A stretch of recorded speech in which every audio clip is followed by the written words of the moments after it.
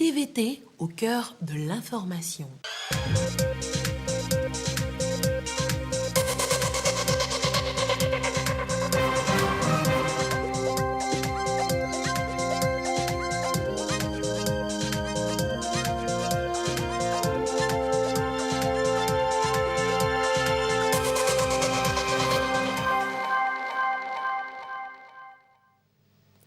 Bonsoir à toutes et à tous. Merci d'être avec nous pour ce journal. Dans l'actualité, il y a d'abord les préparatifs des prochaines élections. La Commission électorale nationale indépendante s'active avec l'installation des CELI ce samedi à Atapamé. Nous irons sur place dès le début de ce journal.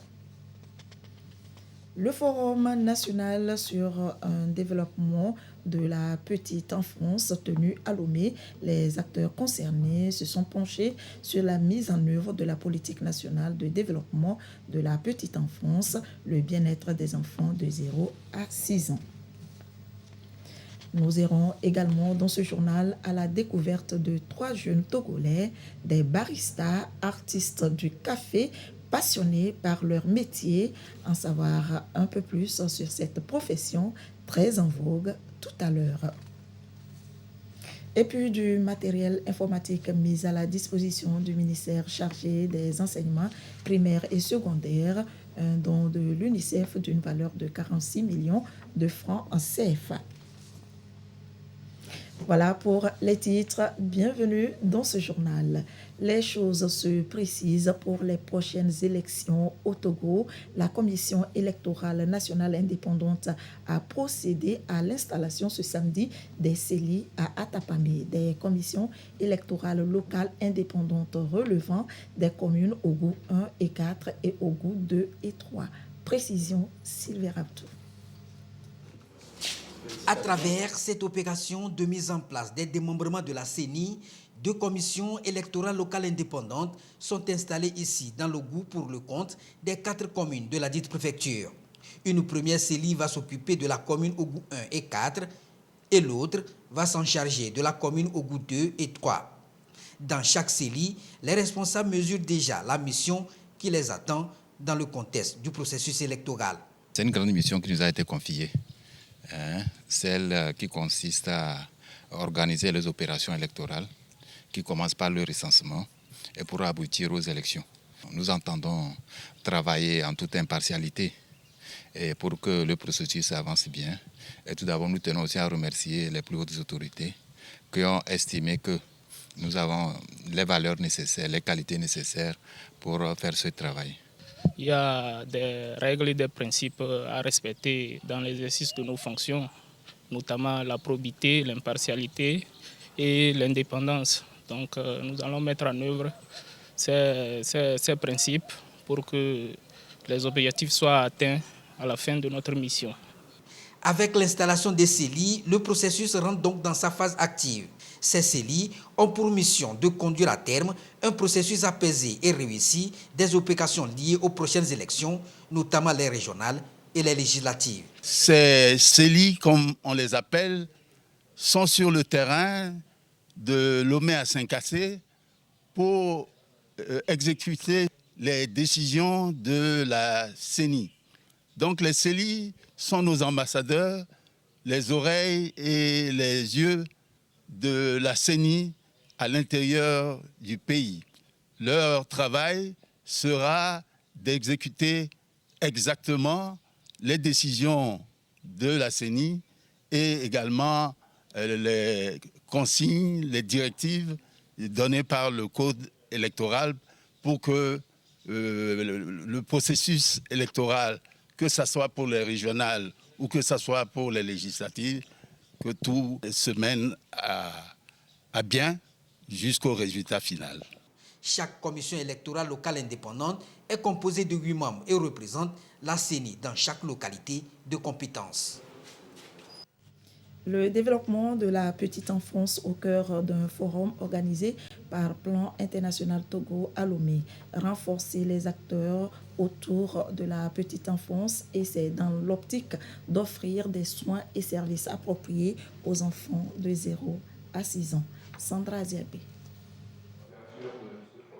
C'est un forum national qui a réuni les acteurs de l'éducation, de la santé, des leaders communautaires et les membres de la société civile pour un état des lieux du développement en matière de la petite enfance au Togo.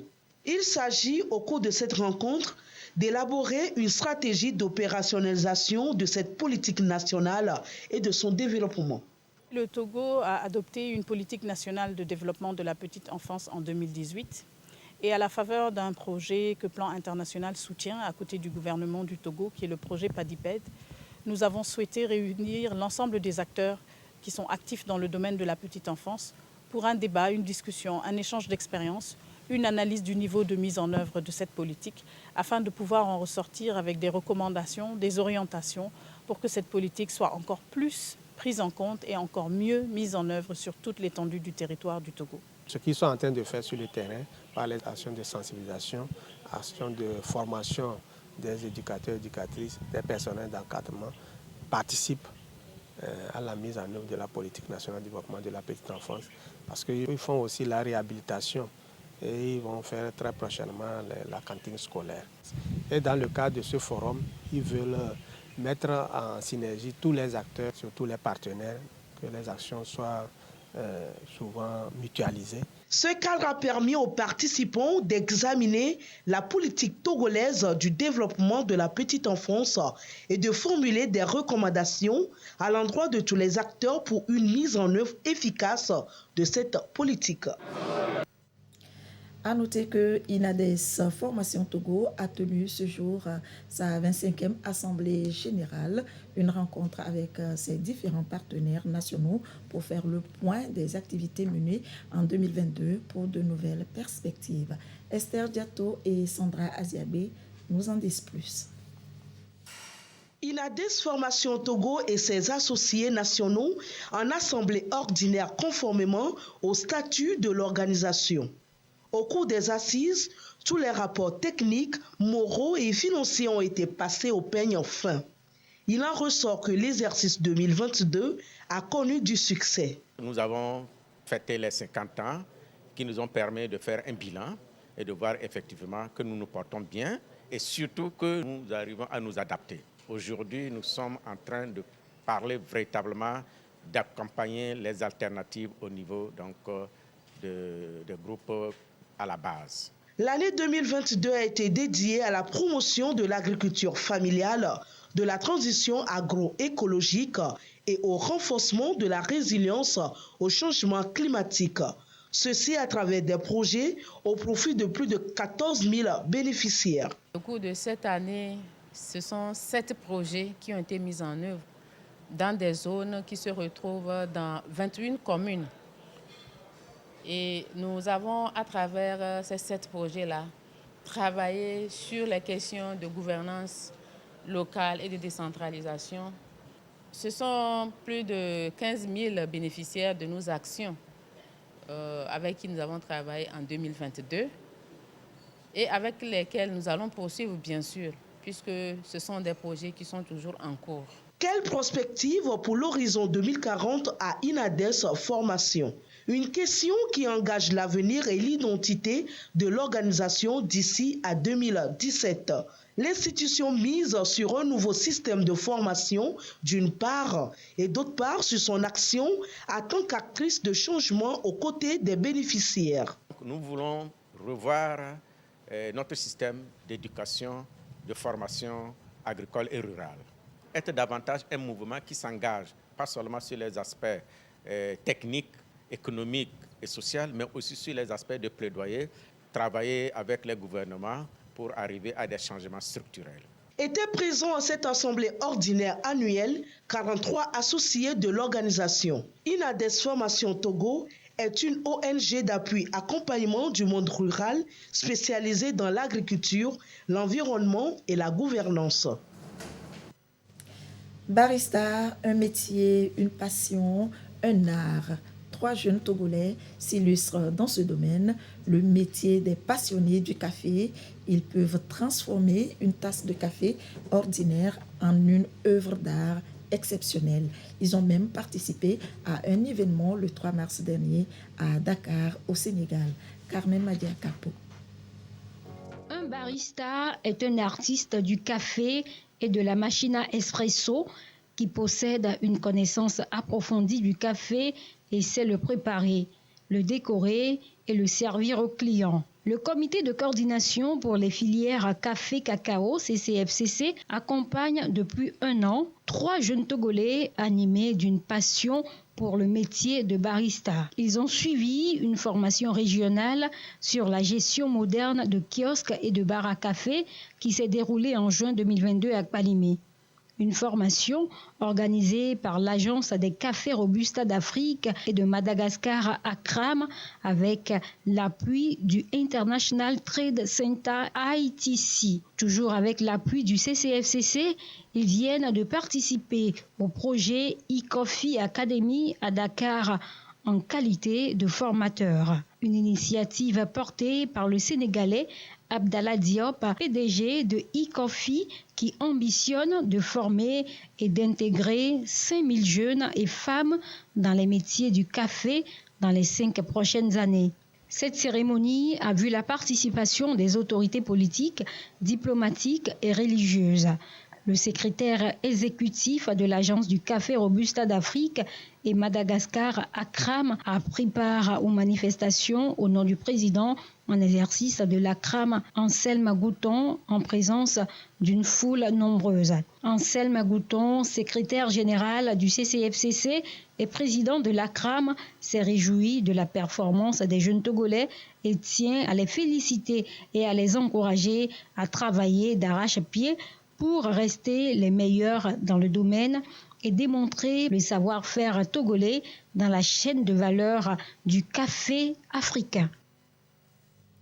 Les associations des commerçantes des marchés du Togo, désormais regroupées en un collectif dénommé la Plateforme des commerçantes du Togo. Ces activités sont lancées hier. Objectif, se mettre ensemble pour trouver des solutions aux différents problèmes auxquels elles font face dans les marchés. Sandra Diaby.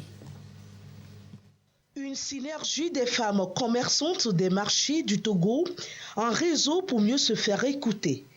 Elles ont désormais une plateforme. Ensemble et d'une même voix, elles comptent mutualiser leurs efforts pour améliorer leurs conditions de travail et de vie dans les marchés. Nous avons formé notre plateforme, c'est pour aider toutes les femmes commerçantes du Togo. On dit souvent que c'est l'union qui fait la force. Pour voir les difficultés des marchés, c'est pour nos propres intérêts. Elle compte rassembler commerçants et commerçantes de tous les marchés du Togo. L'une des ambitions, trouver des solutions à la concurrence déloyale et permettre à l'État de mieux réorganiser les marchés. Les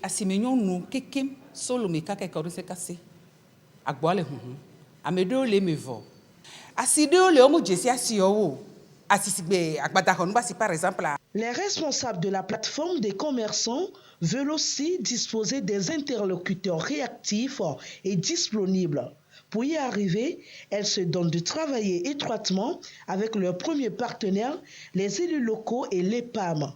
Ensemble avec les autorités, elles envisagent de trouver des mesures efficaces et adaptées de prévention et de gestion des sinistres. Éducation et ce don de l'UNICEF au ministère chargé des enseignements primaires et secondaires, des tableaux de conférences modernes pour améliorer les interactions entre les directions centrales et régionales. Les enfants en situation de handicap visuel ont eux aussi bénéficié du matériel didactique adapté. Dodo Waré. Le premier matériel offert par l'UNICEF est constitué de tableaux de conférences numériques de dernière génération d'une valeur de 30 millions de francs CFA. Des équipements modernes pour améliorer le cadre de travail des directions centrales. Nous avons reçu de Monsieur le ministre cette requête depuis l'année dernière et nous espérons que ce matériel sera vraiment utilisé par les directions régionales pour renforcer justement les interactions entre le niveau central, le niveau régional et le terrain. Le deuxième matériel, d'une valeur de 16 millions de francs CFA, est acquis par le ministère. Il est mis à la disposition des directions régionales de l'éducation pour mieux faciliter l'apprentissage des enfants handicapés visuels. C'est au total à raison d'un appareil scanner et de lecture audio des tests. Le matériel est remis par le ministre aux directeurs régionaux de l'éducation. L'idée, c'est de faire en sorte que les directions régionales puissent interagir avec le central, avec ces outils, et qu'au niveau même du déconcentré, l'on puisse généraliser en fait le digital qui finalement est en phase avec les priorités de la feuille de route gouvernementale. Directeurs centraux, réseau des journalistes spécialisés en éducation étaient les témoins de l'événement. Passons maintenant à l'international, le Burkina Faso qui décrète la mobilisation générale pour faire face aux djihadistes, réquisition des biens, services ou individus. L'État pourra prendre des mesures exceptionnelles pour combattre la menace terroriste. Les Burkinabés se prononcent. La mobilisation générale a été décrétée jeudi au Burkina Faso afin de réunir tous les moyens nécessaires pour lutter contre la menace djihadiste. Au lendemain de la nouvelle, c'est un sentiment de patriotisme qui semble se répandre dans les rues de Ouagadougou.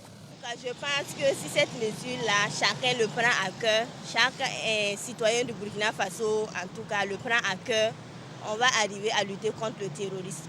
Parce que si on a seulement les yeux fixés sur l'armée, ça va être compliqué. Non, je suis prêt pour aller au front. Je suis prêt pour défendre ma chère patrie. Voilà. C'est en se battant qu'on pourra nous libérer. Puis c'est comme on est en captivité maintenant. Voilà, c'est en se battant qu'on pourrait se libérer de cette captivité. On n'a pas un autre Burkina Faso. C'est le seul Burkina Faso que nous on a actuellement. Donc si nous on dit que si nous on est en train et puis on est là, en train de regarder, et puis ils sont en train de prendre les terres là. C'est où nous on va rentrer. Donc, tôt ou tard seulement, si ça va continuer, c'est forcément que tout Burkinabé, tout citoyen seulement, soit engagé. Selon la présidence, ce décret a pour objectif de donner un cadre juridique à l'ensemble des actions à mettre en œuvre pour faire face aux insurgés.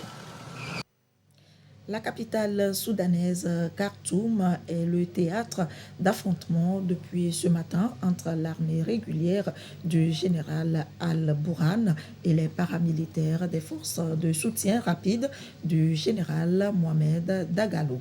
Au moins 3 civils sont morts. Des tirs d'armes lourdes et des combats de rue retentissent à Khartoum où les 2 généraux aux commandes du pays se disputent le pouvoir. Au moins 3 personnes ont été tuées dans les combats. Le général Mohamed Hamdan Daglo, dit Hemeti, et le chef de l'armée Abdel Fattah al-Burhan avaient fait front commun lors du putsch de 2021 pour évincer les civils au pouvoir. Le général Hemeti assure que l'aéroport et le palais présidentiel sont désormais sous son contrôle. Après la validation de l'essentiel du texte par le Conseil constitutionnel, la réforme des retraités a été promulguée. Le président français Emmanuel Macron a apposé sa signature malgré les appels des syndicats toujours mobilisés contre la réforme à la temporisation. À peine validée en grande partie par le Conseil constitutionnel, la réforme des retraites a été promulguée par le président de la République quelques heures plus tard. Elle figure au journal officiel de ce samedi. Pour la Première ministre, c'est la fin du processus démocratique du texte. L'opposition, elle, ne cache pas sa déception. Elle espérait une invalidation de la réforme par les sages du Conseil, mais ils n'ont rejeté que l'index et le CDI senior, jugés hors cadre dans une loi budgétaire. La France insoumise accuse le coup, mais ne signe pas la fin du mouvement. Que la loi soit jugée constitutionnelle ne fait pas que notre opposition faiblit contre cette réforme des retraites à 64 ans. Cela ne change rien sur le fait que nous pensons toujours et nous continuerons de penser et de redire que cette loi est injuste et inutile. Le Conseil constitutionnel a aussi rejeté le projet de référendum d'initiative partagée présenté par l'opposition, mais la gauche en a déposé un deuxième. À l'autre bout de l'échiquier politique, Marine Le Pen affirme que le peuple aura toujours le dernier mot en faisant référence aux prochaines élections, Mais le Rassemblement national n'appelle pas à la mobilisation. C'est une décision de forme, c'est une décision juridique qui confirme aujourd'hui le fossé qui s'est creusé entre nos dirigeants, nos responsables politiques et le peuple français qui reste très majoritairement opposé à cette réforme des retraites. De leur côté, les syndicats ne s'avouent pas vaincus et appellent à de nouvelles manifestations le 1er mai. Ils veulent une mobilisation massive. L'intersyndicale appelle à un 1er mai historique. C'est la première fois que l'ensemble des organisations syndicales appellent les salariés à manifester le 1er mai. Ça sera donc un raz-de-marée populaire, massif, inédit, exceptionnel. On appelle l'ensemble des salariés à noter d'ores et déjà cette date dans leurs agendas. Les syndicats espèrent un regain de mobilisation dans la rue le 1er mai, après la baisse du nombre de manifestants constatés ces dernières semaines. Le président français Emmanuel Macron s'adressera aux Français lundi 17 avril dans la soirée après la promulgation de la réforme des retraités. En bref, au Tchad, le référendum pourrait avoir lieu le 19 novembre si tout se passe bien. Une information obtenue par RFI auprès de la CONUREC, la Commission nationale chargée de l'organisation du référendum constitutionnel. En Tunisie, un footballeur professionnel est décédé après s'être immolé par le feu en début de semaine pour protester contre l'État policier à la suite de tracas avec la police. Il avait 35 ans. L'actualité, c'est aussi le jeûne de Ramadan, un des 5 piliers de l'islam. En ce mois sacré, les dattes occupent une place bien particulière, un fruit non seulement bénéfique pour l'organisme, mais il est un aliment phare dans la tradition prophétique. Pourquoi faut-il manger des dattes dès la rupture du jeûne? Explication dans ce dossier que nous propose Marie-Reine Habitat et présenté par Marie-Ange Bida. S'il y a un fruit assez consommé chez les musulmans en cette période de jeûne, c'est bien les dattes. D'origine arabe, ce fruit est prisé pour sa symbolique en islam et surtout pour le jeûneur. Les dates, au-delà d'être une recommandation prophétique, parce que c'est une tradition du prophète à la fin de chaque jeûne, pour rompre et rompre avec le jeûne. Et nous, musulmans, nous devons de suivre au fait, les prescriptions du prophète. Pendant le jeûne, nous perdons beaucoup d'énergie. Donc, prendre les dates à la fin de son jeûne contribue à donner ou encore nous procure l'énergie que nous avons dépensée au cours de la journée. Les dates sont citées à de nombreuses reprises dans le Coran. Son arbre est présenté comme l'une des bénédictions placées sur terre pour que l'on puisse en bénéficier. La consommation de dattes serait même une recommandation du prophète Mahomet. Si le prophète dit quelque chose, indirectement, on peut ne pas savoir, mais scientifiquement maintenant, les sciences nous ont prouvé que vraiment les dits du prophète confirment réellement ce qu'il dit. En raison pour laquelle, si le prophète dit quelque chose, en tant que bon musulman, on ne doute pas et directement, on suit. Les dattes, avec leurs nombreuses vertus, sont un aliment capital dans le régime du musulman et plus encore en cette période de jeûne. Sa richesse en fibres facilite le transit intestinal. Ses vitamines et sucres procurent de l'énergie et de la vitalité, même à son marché qui est de plus en plus florissant. Et les gens vont manger les dattes, là, même au moins de 3 ou 27 comme ça, chaque soir, pour les mois de carême, quoi. Et dates là, c'est différent. Il y a sucré, il y a un peu de sucré encore, quoi. Ça date là, même si c'est trop cher encore, les gens là vont payer un peu pour manger, pour utiliser avec ça, quoi. Des commerçants qui font leurs bonnes affaires avec cette tradition léguée par le prophète Mahomet. Ce n'est donc pas un hasard si le tout premier aliment recommandé à mettre en contact avec la bouche du nouveau-né musulman est justement la date. Et c'est ainsi que se termine ce journal. Merci de votre attention. Restez toujours avec nous. Nos programmes se poursuivent. Tout de suite, la météo à suivre le concert partie de Badamassi et sa troupe théâtrale. Juste après, tout est calé avec Kevin et toute son équipe. Le journal de 22h30 vous sera présenté par Abidé Niasimbe. Merci de votre fidélité et très belle soirée à vous.